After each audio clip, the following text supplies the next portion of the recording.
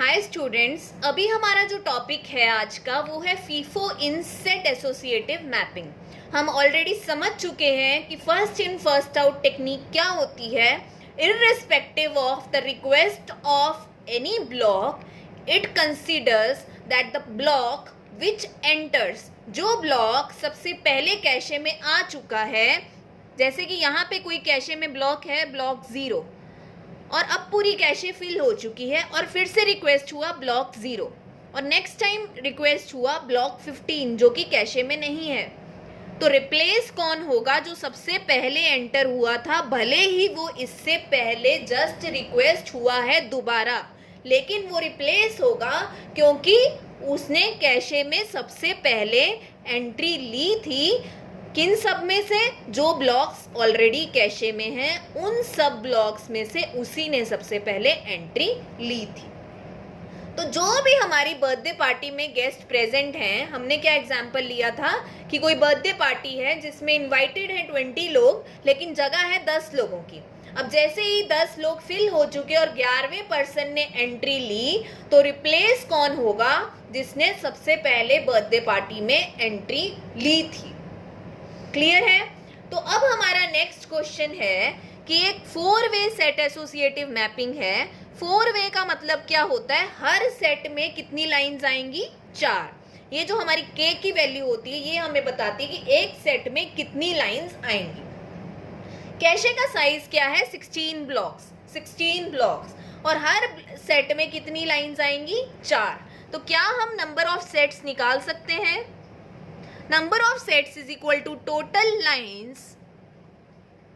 यहाँ पे किन किन क्वेश्चंस में कैशे में लाइंस की जगह ब्लॉक्स भी यूज हो सकती है टर्म टोटल लाइंस अपॉन के की वैल्यू। तो 16/4 इज इक्वल टू 4। तो आप कैशे को फिर से ड्रॉ कर सकते हैं। कैसे? S0, S1, S2, S3, क्योंकि इसमें लाइन की सीक्वेंस मैटर नहीं करती।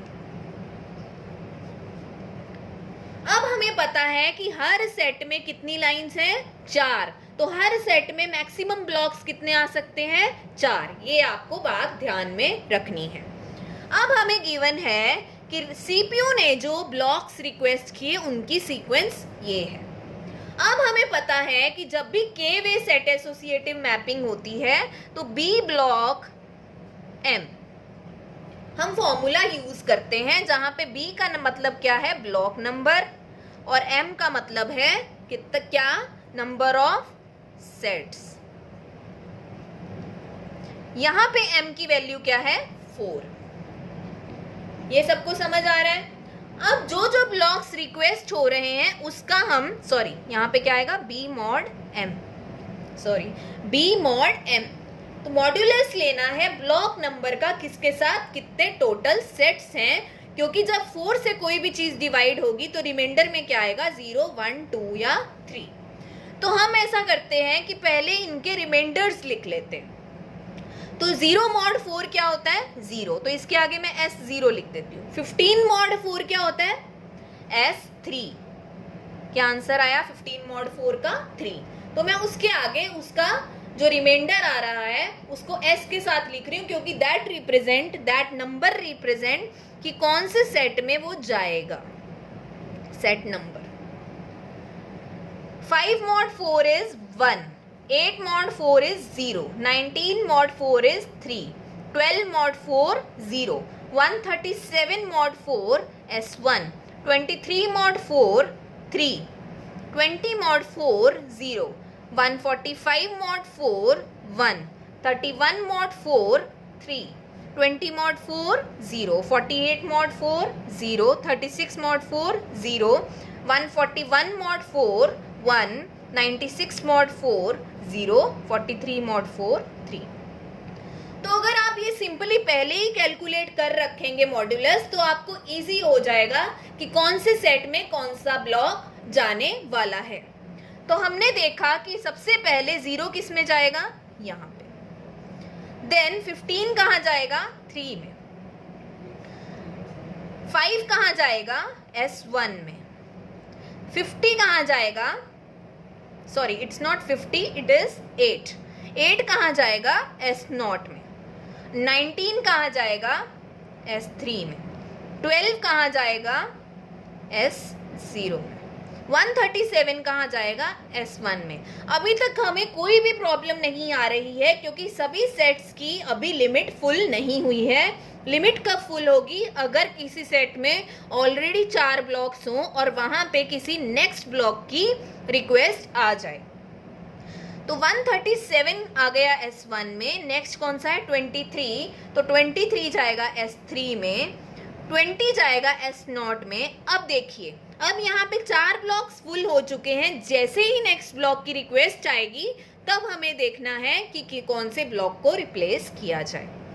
20 के नेक्स्ट कौन है 145, तो 145 किस में जाएगा S1 में।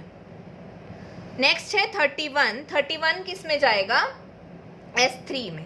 अब ये भी फुल हो चुका है, जैसे ही S3 की कोई रिक्वेस्ट आएगी तो यहाँ पे रिप्लेसमेंट होगी। 31 के नेक्स्ट है 20 का आप नोटिस कीजिए कि यहाँ पे क्या है 20 ऑलरेडी S0 में प्रेजेंट है, तो ये क्या हो गया कैशे हिट, ये क्या है हिट। अब नेक्स्ट देखिए 48 कहाँ जाएगा S0 में, तो किसको रिप्लेस करेगा ब्लॉक 0, क्योंकि सबसे पहले कौन एंटर हुआ था 0। तो जैसे जैसे ये एंट्री करते जाएंगे वैसे वैसे हम पीछे लिखते जाएंगे। गलती आप ये मत करना कि 0 की जगह 48 लिखना, क्योंकि वो ये रिप्रेजेंट करेगा कि ये पहले आया। तो कैसे कैसे उसको रखना है पीछे पीछे। अब हमारा आया ब्लॉक नंबर 36। ब्लॉक नंबर 36 आया, उसने भी रिक्वेस्ट किसकी की सेट 0 की। तो सेट 0 है 36, तो ये किसको रिप्लेस करेगा, ऑलरेडी 4 ब्लॉक्स हैं तो ये 8 को रिप्लेस कर देगा। नेक्स्ट हमारा आया 141, जो कि किस में आएगा S1 में। S1 में अभी भी जगह है, 4 ब्लॉक्स ही हैं, 3 ही ब्लॉक हैं, तो चौथा ब्लॉक आ गया। 96 किस में आएगा ब्लॉक 0 में, बट ये ऑलरेडी फुल है तो ये किसको रिप्लेस करेगा 12, 1 2 3 4। नेक्स्ट हमारा है 43, ये किसको रिप्लेस करेगा 15। तो आपने अभी इसमें नोटिस किया होगा कि हमारा हिट एक ही आया है, क्योंकि 20 इज द नंबर जो ऐसा रिक्वेस्ट हुआ था जो ऑलरेडी कैशे में था। हिट हमारा सिर्फ एक आया है और रिप्लेसमेंट्स कितनी हुई हैं 1 2 3 और 4। कुछ भी क्वेश्चंस आपको आ सकते हैं, नंबर ऑफ हिट पूछा जा सकता है, हिट रेशो पूछी जा सकती है, नंबर ऑफ रिप्लेसमेंट्स पूछी जा सकती हैं। ऐसा भी पूछा जा सकता है कि ब्लॉक नंबर 96 ने कौन से ब्लॉक को रिप्लेस किया था। तो आपका जो ये डायग्राम है ये करेक्ट बनना बहुत ज़रूरी है।